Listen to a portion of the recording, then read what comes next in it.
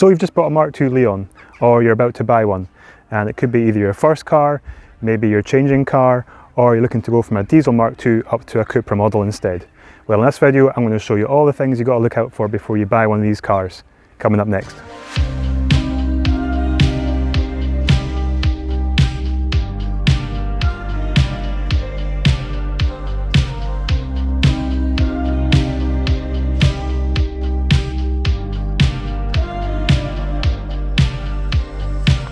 How's it going? I'm Kev and welcome to North Coast Workshop, where you'll find content on car modifications and DIY.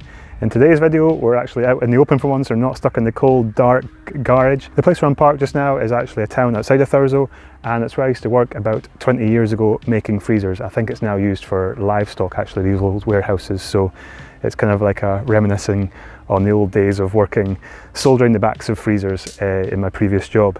You'll probably hear loads of seagulls and geese and birds, so I apologise for background noise. Anyway, today, yeah, like I said, we're going to be breaking down the potential issues you might find with Mark II Leons.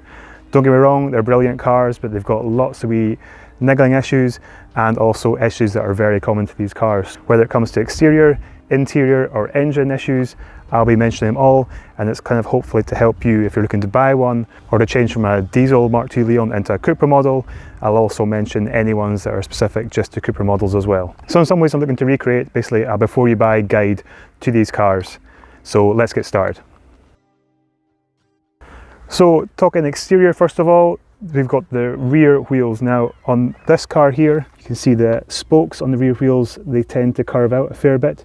Now if you look down the side of the car there, you can see how much they stick out, and any stone chips that get flung up from the front of the car get flung up across the back and tends to catch these spokes. Now these wheels just tend to be only on the Cupra R models, but if any aftermarket alloys have been fitted as well, just keep an eye out because there's not much protection from the bodywork of the car to stop stone chips from flying up and catching the lacquer and paint on these wheels and chipping it off. I think I've refurbished the wheels on this car twice now in its 10-year lifetime, and it's always been the back wheels that have been the worst and suffered the most damage. And that's because I can park excellently and I never curb my wheels. Yeah, as if. Now we're also at the back of the car as well. I'll just point out this area of rust that seems to happen quite often. It's just here. I'm not sure how well that's picking up on the camera, but it just seems to be the same bit on both sides where the plastic arch meets the metal of the car. And I don't understand why, because there's hardly any movement here at all, but there always seems to be this area of rust that bubbles up, and I've seen it on other cars as well. So again, keep an eye out for this. And now we're on the subject of rust. Here comes the worst bit, the rust on the front arches. Tends to be the driver's one that goes first, because you tend to be working, if you ever do any engine work, you're probably going to have to take away the inner arch cover for the front driver's wing, and removing the inner arch cover can often catch the edge of the paint on the inner edge of the arch, which I'll show you just now. And as you can see, the rust is already quite bad in this arch. This has just kind of got worse over the past 6 months due to winter and the salt and grit on the roads. This one tends to go first, like I said, because the arch liner comes out so often, catching the edge of the paint, and then the water gets in and starts to attack the metalwork of the arch. And also on both sides, you'll notice there's not much protection. There is a plastic arch liner here. There's not much protection for the rest of the arch down here, and this gets flung with stone chips and basically takes away the paint and the protection on the sill and the arch. And these tend to be really bad for rust as well. Now this will get fixed if the arch gets replaced, but the sill is obviously part of the car, so this will need to be stripped back, rust removed, and then primed and repainted. So rust doesn't really affect much of anywhere else in the car, but definitely the front arches is always the major part of these cars, and that kind of hidden part at the back where the bumper meets the arch on the rear arches. And something else regarding the outside of the car, I'd say, is the headlights. Now I'm not sure if it affects all makes of headlights. I've got the Xenon headlights for the Cupra R, but it's not too noticeable just now. I did cover this in a previous video where I kind of said annoying niggles with these cars, but behind the back of the lens, so not on the outside, in behind the back of the lens on the inside, it just deteriorates over time. It's got this kind of cracked glass effect, and when these lights are lit up at night, I'll try and put a clip of when they're illuminated and show you what it looks like. You can see all these little wee lines and cracks across the lens, and the only way to fix it really is to, I think, to have it specially treated, to be sanded back and then recoated because it needs a special coating inside, or just to replace them for brand new, which I think is quite expensive for these lights. I think it's like 300-400 quid. So yeah, I'm not going to do that anytime soon. It's not bad enough that it's going to need replaced for my car, but Again, it's something to look out for in case the car you're looking at, again, has really bad lights. So fling the headlights on and see how bad the lenses are. Now mechanically, the rear brakes on these cars are bad for sticking on. I think every couple of years or so I need to change at least one brake caliper annoyingly on this car. One I've got just now, it's unpainted, because unless you order genuine ones for the Cupra R, they'll be coming, aftermarket ones will come unpainted and you've got to paint it yourself to match the rest of the red calipers that are on the car. Now I think these calipers are common across the whole Volkswagen Audi group range, so you get them in Audis, Golfs as well, be on the back of the Golf Mark 5 GTIs as well. So definitely worth noisy. Sorry. So you get them back of the Mark 5 Golf GTIs as well. So do check, if you take the car for a test drive, make sure there's no kind of feeling of resistance in the back wheels. Make sure there's no excessive heat when you've stopped the car coming from the back, which means the brakes could be sticking on. So worth checking that, and that the handbrake obviously works and holds the wheels as well. Now when it comes to the back of the car, the exhaust, now on the Cupra R, the back box on the Cupra R is stainless steel, and I think it could be the same on the Cupra models as well. So check the whole exhaust, because the stainless back box will be fine probably, it should last its lifetime, but I've had to replace the centre section of my car and the front section as well, because they were just made of mild steel. So I thought the whole section was actually stainless steel, the whole exhaust front to back, but no, they're just on the back box on these cars as being stainless steel, but then the rest of the exhaust just deteriorates over time and corrodes. So if you can get under the car, then just check the condition of the centre section of the exhaust to make sure there's no holes or rust forming that's going to maybe crack at a later date. So next up, what we have on the outside is the door mirrors. Now these should be auto folding door mirrors, I think on most of the Mark II Leons, and as you can see, this one is now sitting loose. It won't fold up anymore, it makes a horrible clicking noise, and basically what happens is the winter time attacks these. So if ice forms inside the workings of the door mirrors and you try to fold the mirrors up or down, the motor either just burns out completely or it skips the teeth inside and the mechanism just fails. So at some point that's going to have to get taken off the car. Maybe a whole new unit will get put on, or hopefully I can just fix what's there and get it working again. Then finally, the most common fault with these cars, and again it runs into the Volkswagen Audi group range, so Skodas and Volkswagens as well, is the door lock modules. Now basically what happens is you'll unlock the car with the remote and you'll go up to the car and you'll try to open the door handle and you'll find that it won't open. You have to go inside a different door, lean across and then open up the door from the inside. After that it works fine until you relock the car, and then again the same issue, you go to the handle, it won't work. Now I have done a video on this previously on the channel. It's basically a WD-40 trick it's called. So basically you drill a wee hole into the door lock module from the inside of the door and spray WD-40 into it. It somehow makes the system work again, and it usually cures it for a good few years as well, rather than having to pay maybe 20, 30, 40, 50 quid for a new module. And this happens to all 4 doors sadly as well. Don't forget to like the video if you're enjoying it so far. Also, you can tap the screen if you're on mobile and it'll be down there in the bottom left hand corner. Also, don't forget to subscribe as well to catch more content in the future. Now let's get back to the video. A strange character.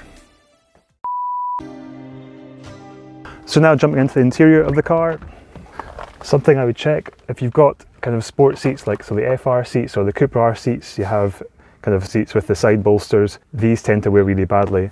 I've done a video recently where I've kind of stuffed this side bolster with foam. I'll leave a link down below in the description to see that video if you need to see it afterwards, but just check all the wear and the tear on these bolsters. They're going to wear over time. If his car's done 100,000 miles, this bolster here on the driver's seat is going to show 100,000 miles worth of wear unless it's been refurbished at some point by a professional. Again, you just want to check as well for any kind of scratches or cracks or tears.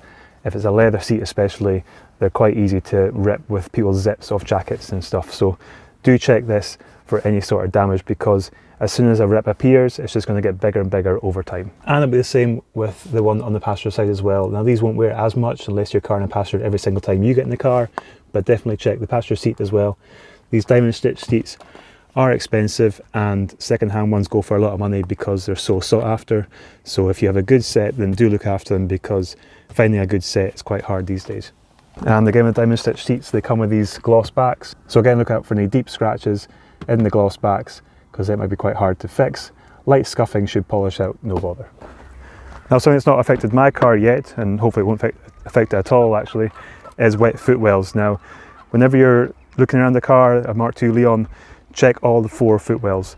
right up the carpet as well, not just around the base, but up the sides of the carpet, because they're known sometimes for leaking. Now, it could be the door seals on the body of the car that are damaged and letting water in. It could be the drain holes at the bottom of the door itself that are blocked and it's not letting water just drain freely out the bottom of the door. Or it could be that it's getting in through the bulkhead, or maybe even through the back of the car if it's coming in through around the edge of the boot and draining itself down through the back of the seats and into the footwells. So do check all 4 footwells.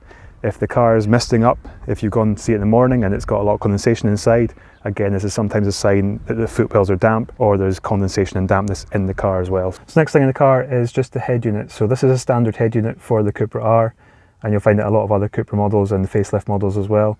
But if you've got an aftermarket head unit, just make sure it's working fine with the controls on the steering wheel, and that also you've got the multifunction display working fine with the head unit as well, because once you go away from a standard head unit, you'll sometimes find that the aftermarket head unit isn't talking correctly to the steering wheel controls, and it's also not talking to the multifunction display. And if you have got the sat-nav like this in your car, it's definitely worth checking the sat-nav to make sure that the location on the sat-nav is showing correctly, because sometimes the GPS antenna fails over time and it won't show the correct location, it'll show you somewhere completely different. So quickly check that. I have done a video actually how to fix this if you do come across the issue where it's not showing the correct location and it's a dead cheap fix, or it should be anyway, so check that video out. Again, I'll leave it in the description below. And if the car comes fitted with parking sensors, then just make sure that you push the parking sensor button while it's stationary and just have someone go out to the front of the car and stand in front of the parking sensor at the front and at the back and just make sure that it's beeping.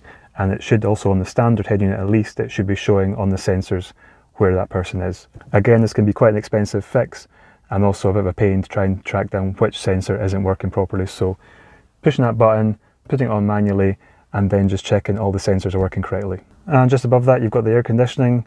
So the motors are sometimes known for burning out in these cars as well. So yeah, just put the fans up gradually and back down.